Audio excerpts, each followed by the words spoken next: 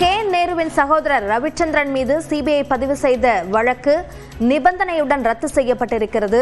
இது தொடர்பான கூடுதல் விவரங்களை நம்முடைய செய்தியாளர் மதனிடம் கேட்கலாம். மதன், நீதிமன்றத்தினுடைய உத்தரவு குறித்த விவரங்களை பதிவு செய்யுங்கள்.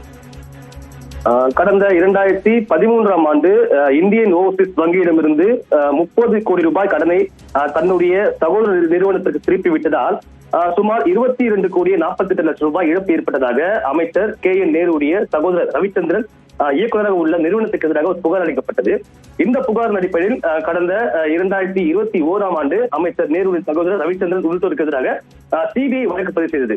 இந்த வழக்கின் அடிப்படையில் அமைச்சர் KN நேரு உள்ளிட்டோர் சொன்ன இடங்களில் அமலாக்கத்துறையும் சோதனை மேற்கொண்டது. இந்த நிலையில்தான் எழும்பூர் நீதிமன்றத்தில் நிலுவையில் உள்ள இந்த வழக்கை ரத்து செய்ய வேண்டும் என்று அமைச்சர் KN நேருடைய சகோதரர் ரவிச்சந்திரன் உள்ளிட்டோர் சென்னை உயர்நீதிமன்றத்தில் இந்த மனுவை தாக்கல் செய்தார்கள். இந்த மனு விசாரணைக்கு வந்தபோது அமலாக்கத்துறை தரப்பில் சிபிஐ வழக்கை அடிப்படையாக வைத்து அமலாக்கத்துறை தற்போது வழக்கு பதிவு செய்துள்ளதால் இந்த சிபிஐ வழக்கை ரத்து செய்ய கோரும் வழக்கில் தங்களில் சேர்க்க வேண்டும் என்று ஒரு கோரிக்கை வைக்கப்பட்டது. ஆனால் இதற்கு ரவிச்சந்திரன் தரப்பில் கடும் எதிர்ப்பு தெரிவிக்கப்பட்டது. இந்த நிலையில் இந்த வழக்கில் இன்று நீதிபதி சக்கரவர்த்தி தற்போது இந்த உத்தரவை பிறப்பித்தார். அதன்படி KN நேருடைய சகோதரருக்கு 30 லட்சம் ரூபாய் அபராதம் விதித்து தற்போது உயர்நீதிமன்றம் உத்தரவு பிறப்பித்துள்ளது.